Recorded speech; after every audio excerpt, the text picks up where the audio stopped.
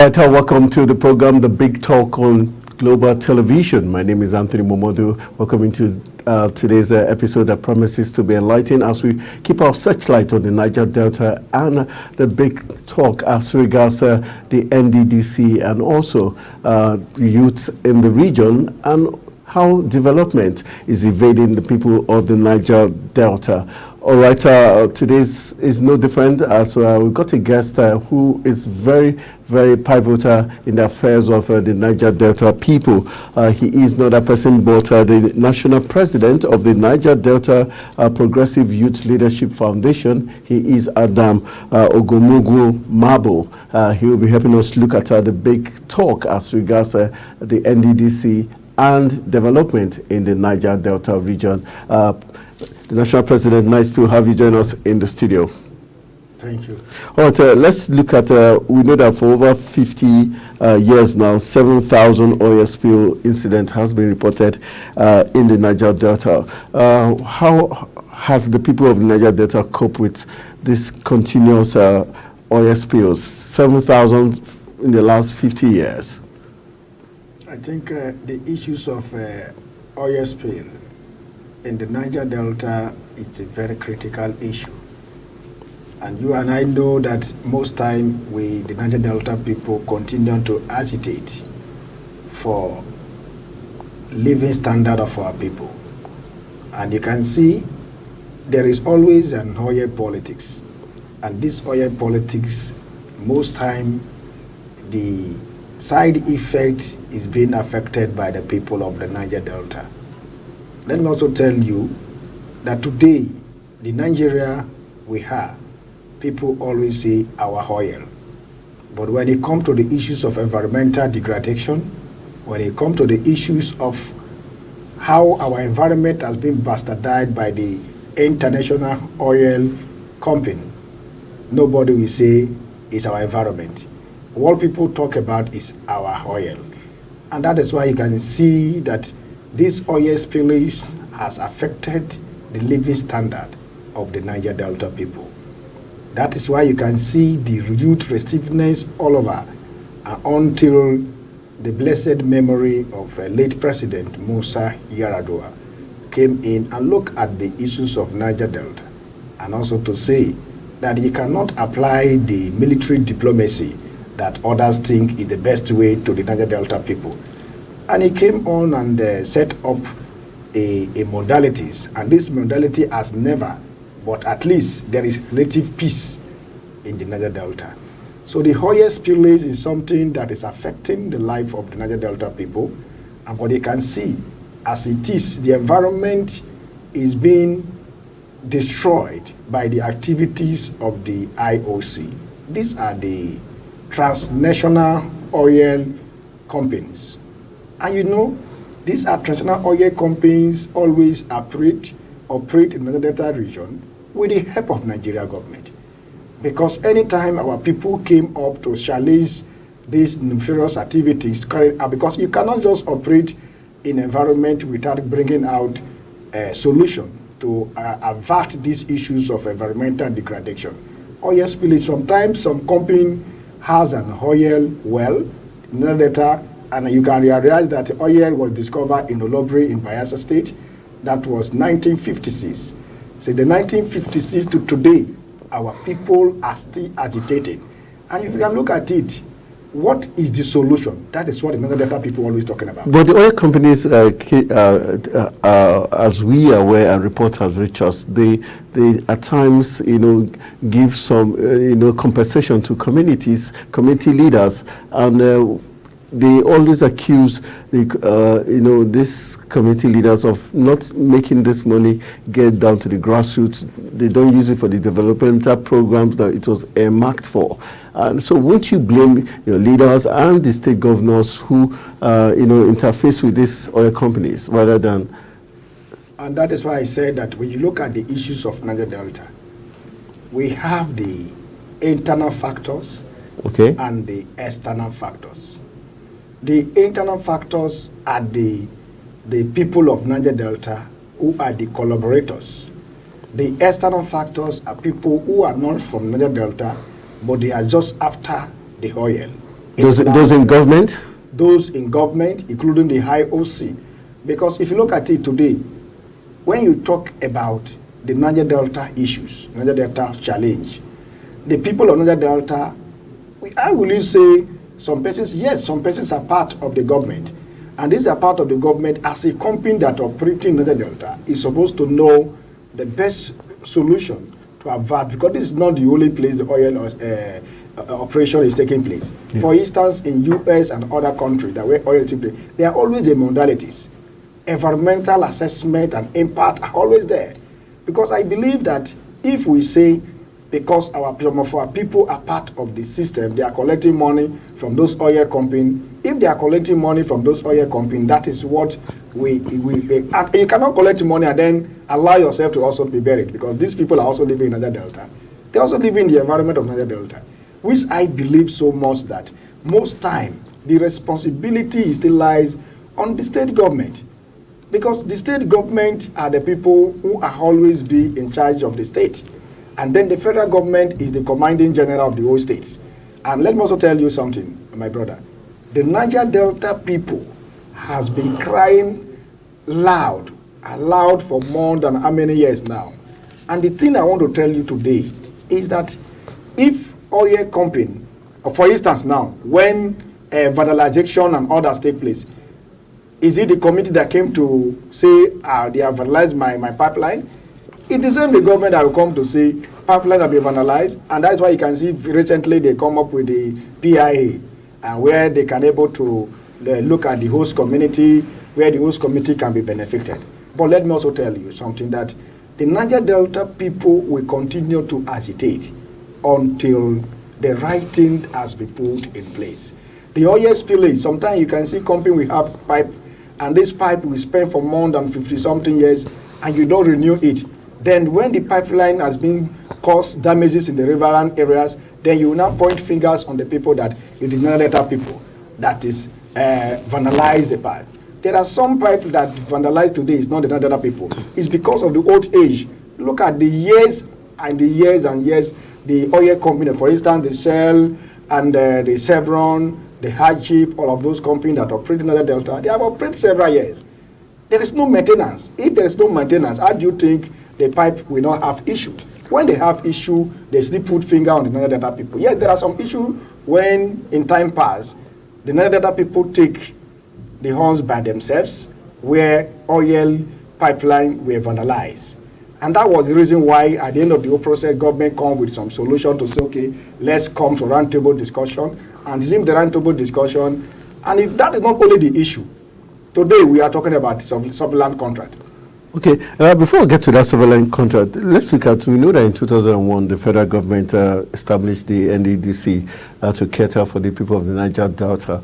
And in August this year, we had a new board inaugurated. For you, the chairman of the Nddc board, Chedu AB, and also the MD, have made several comments to say that this is a new Nddc board. They're going to bring something new. They're going to unveil a new vision for the Nddc. Looking at this, the new team of the Nddc, are you satisfied with the people making up that Nddc board? And are you sure they're going to do better than the Godswill Akpabio era and the other eras we've seen before now? Well, let me tell you, even when you mention Godswill Akpabio was just a former minister of Niger Delta then. It was people, there are people who have been appointed to look at the Niger Delta Development Commission, the Nddc. So what I'm trying to say here is that the presidency nominated people. These nominees were being confirmed by the National Assembly, and they started the operation.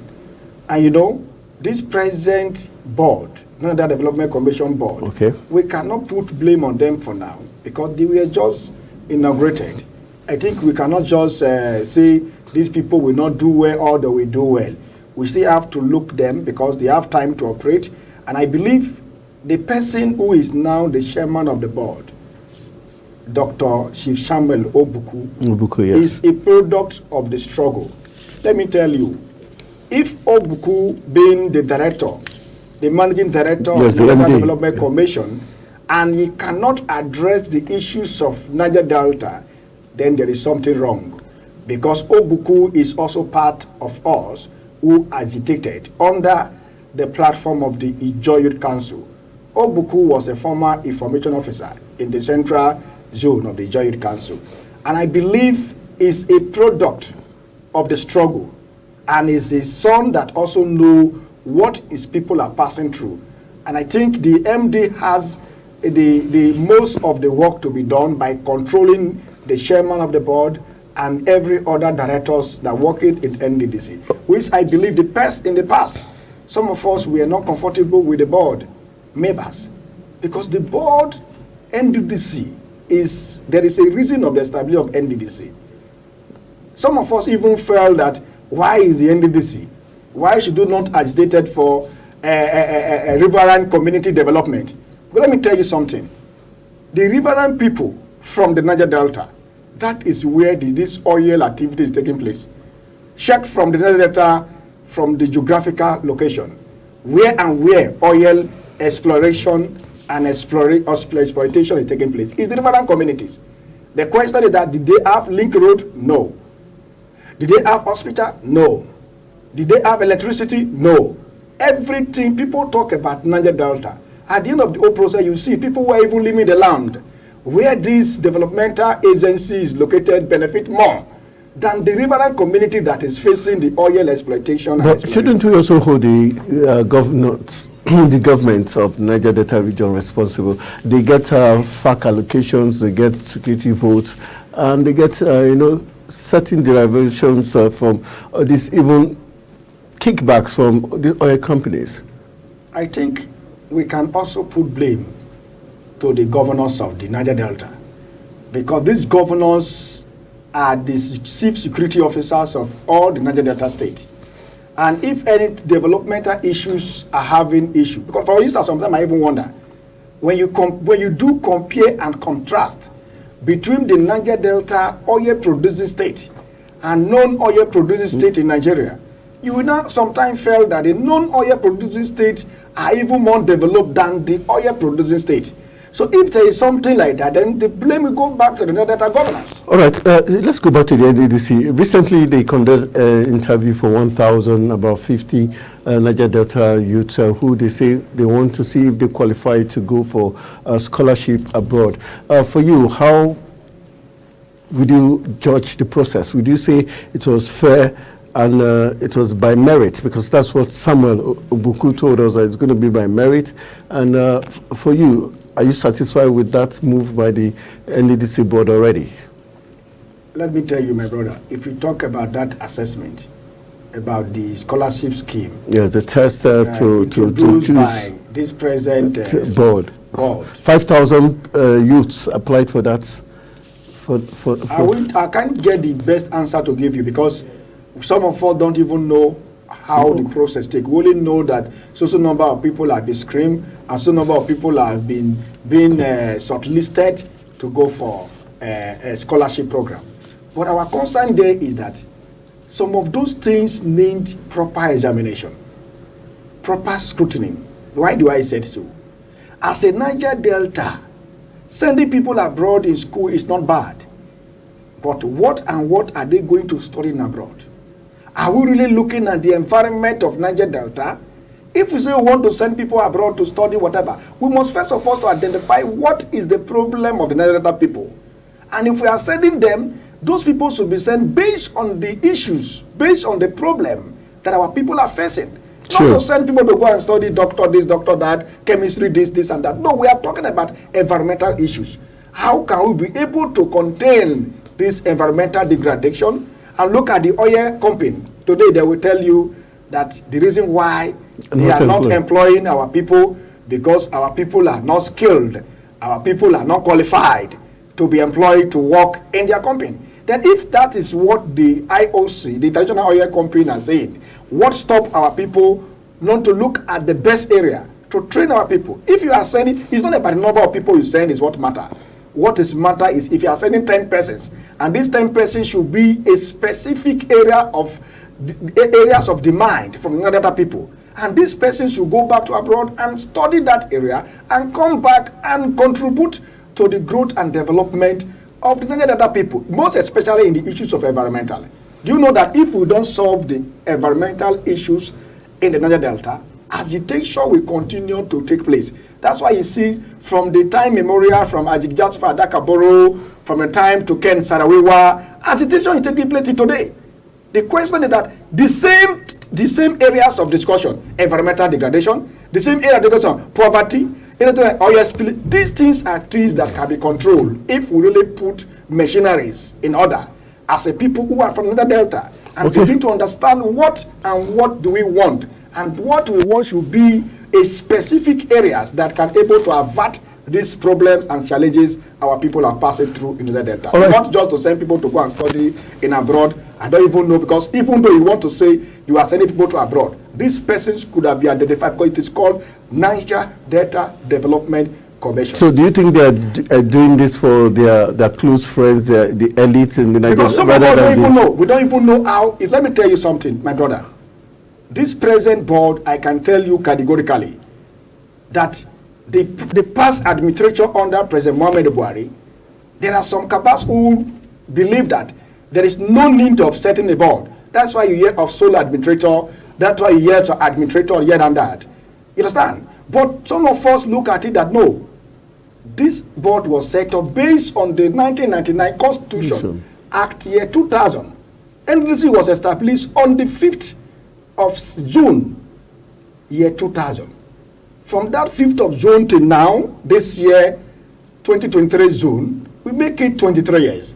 Now the question we need to ask ourselves is that, are we really following the mandate of the establishment of that commission? So my brother, when we talk about training people here, training people this, at least Nddc supposed to also have their own university. How will I say their own university?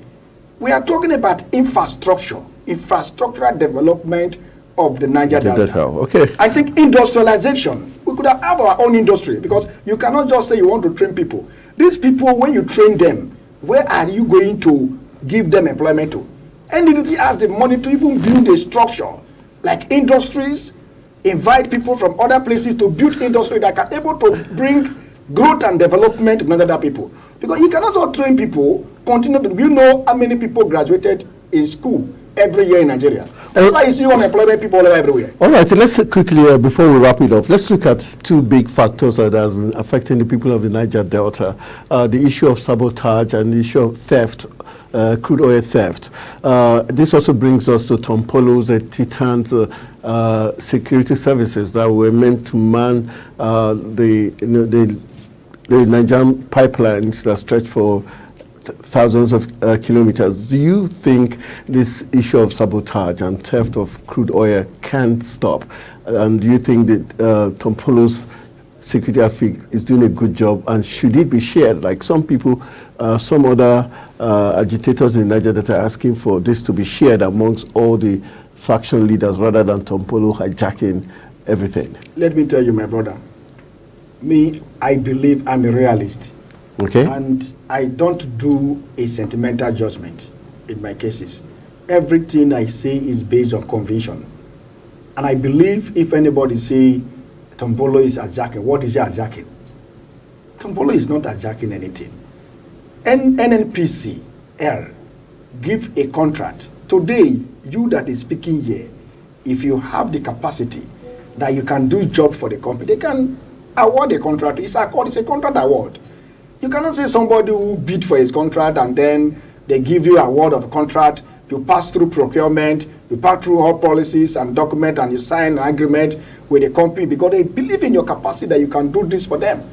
Then they give you contract and you carry out contract. Then somebody will not say, yeah, Azak what? And let me also tell you, it's not only Tom Polo who has a contract. So like it's not only Tom Polo. But because the man, immediately the government, the NNPC signed agreement with him with the contract, awarded the contract, he decided to say, okay, this job is heavy. Only him cannot do it. And he spread it to his people.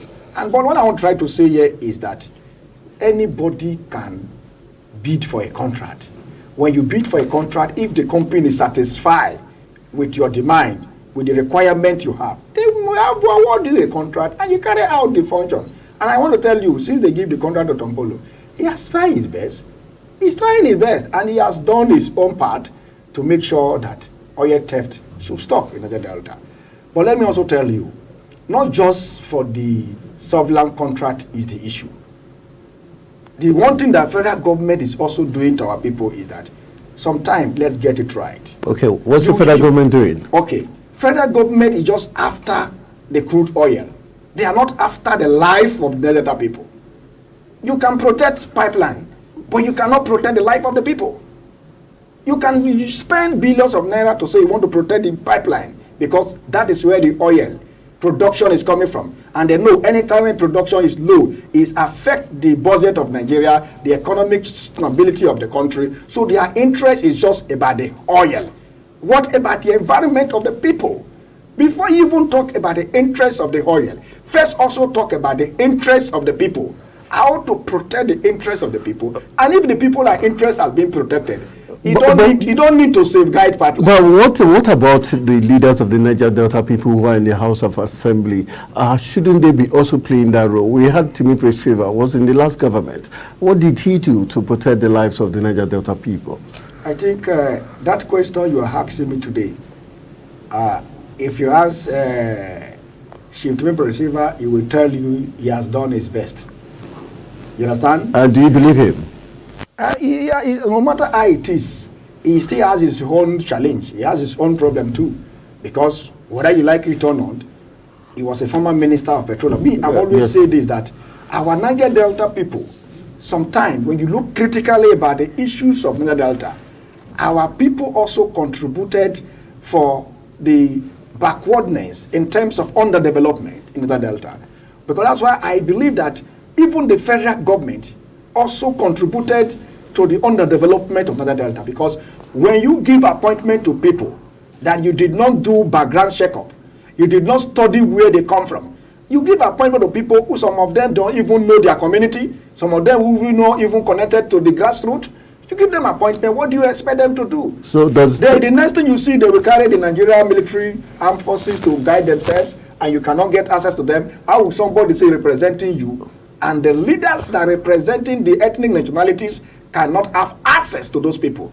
Then tomorrow you now say you are representing people. Which people are you representing? Then you are not representing the federal government. So is that what Silva has done? I'm just explaining as a generality, like the way some of the Niger Delta people do. Okay. To wrap it up, how would you judge in terms of restiveness in the Niger Delta? Would you say Niger Delta is a better place now, less youth restiveness, or how would you describe it? Let me tell you, Niger Delta region is the best place to do business. People use propaganda. In time past, people criticize and use propaganda to propagate the Niger Delta region that the environment is not safe for business. The question we need to ask ourselves is that environment that is not safe for business, can oil production take place in that environment? The barrel of oil, is it not flowing? If the oil is still flowing, and the people, the Nigerian government are still getting the benefit they want from the place, and then you will not describe that place is unsafe for business, that is fallacy. That is not acceptable.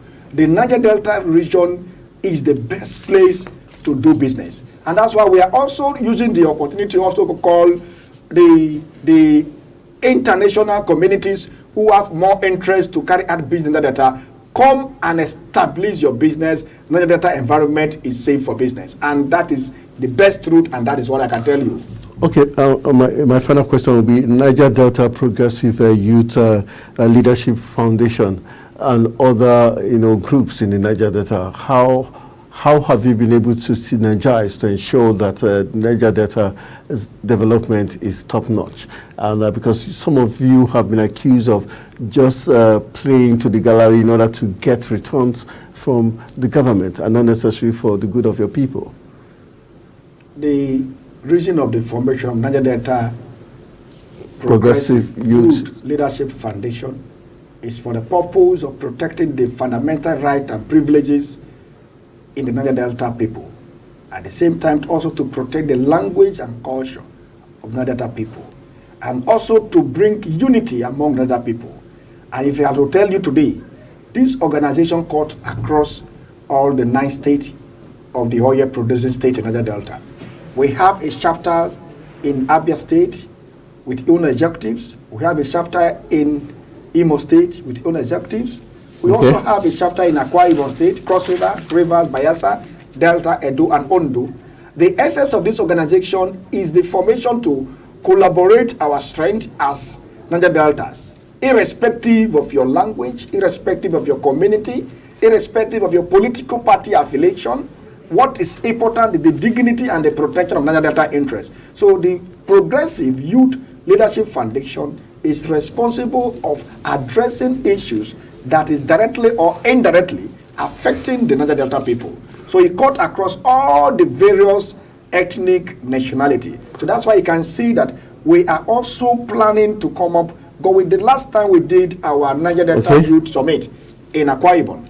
This year we could have also carried out another summit in River State. But because of some issues, we are trying to also to collaborate our effort with other ethnic youth leaders to make sure that we have generally, holistically accepted methodological approach to address the issues of Niger Delta for the betterment of our unborn children and for the protection of the life of Niger Delta people, and most especially politically, economically, and socially for the benefit of Niger Delta people. All right, well said there. We've been talking to the National President, Niger Delta Progressive Youth Leadership Foundation, in the person of Adam Ogomugo Mabo, who is the National President of that foundation. I want to say thank you very much for joining us in the studio and helping us look at the Nddc and also development in the Niger Delta.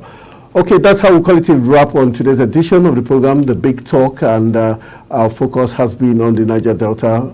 Join us next episode as we promise to look at another very salient issue which has to do with nation building. Good evening.